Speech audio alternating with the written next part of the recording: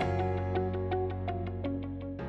everyone. John here at PT. Dan with Sandlin Training. PTS Dan. How are we, Dan? John, doing fine, thanks. How are you?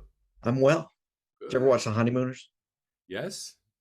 What do you think of It's been years since I've it? watched it, I know. I can't even and I name don't most of have the any characters. thoughts on it at all. Ralph. All I can think of is Ralph. So, Ralph, no, yes. the joke was the whole, to the moon, Alice, that whole thing. So, one of the things when I started in sales and we would work, one of the people that trained me talked about going to the moon and talked about NASA and going to the moon. And the joke came in with the honeymooners, but he talked about the fact that it was never in a straight line.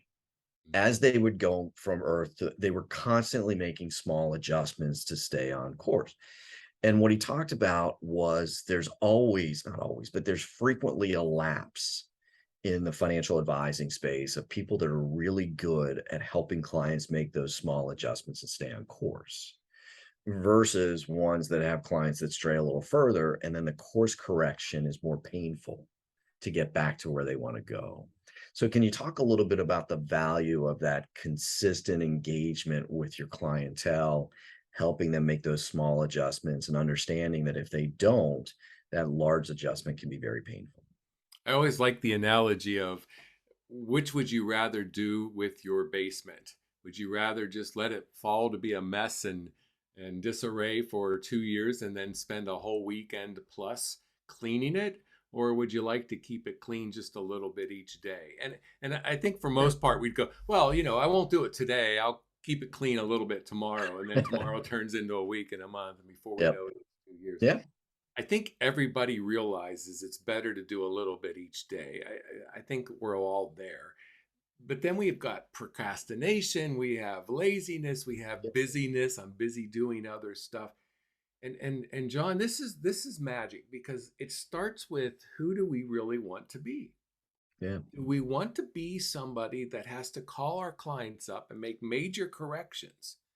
Or do we want to be someone that's very proactive and every time we're talking to them, make little minor changes, which is There we easier go. for them to swallow Yep. in the first place?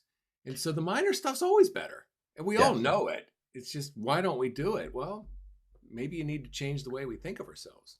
Yeah, and I think the other thing that that does is your clientele then understands the proactive nature and the importance of it, and they will become more proactive as well. Mhm. Yep. One of the things I hear from your clients a lot when they're looking to take business away from an incumbent is the incumbent's not in there talking to them. Yes. The incumbent shows up maybe once a year for renewals. Usually it's done over an email. And so there's a huge void there. And you can't become a trusted advisor if you just show up once a year.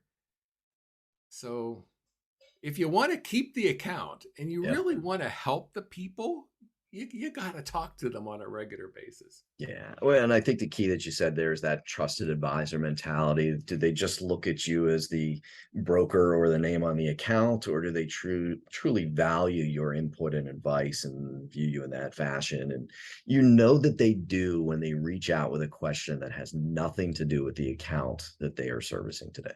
Mm. Then you know you're that trusted advisor because they're reaching out off the table, off the board for something that's now a pain point for them. Yeah, it's funny. I think a lot of us in sales take better care of our yards than we do of our clients. Let that Leave one that. sink in for a little I'm while. gonna leave it right on that statement right there. See you All tomorrow. right. See you later.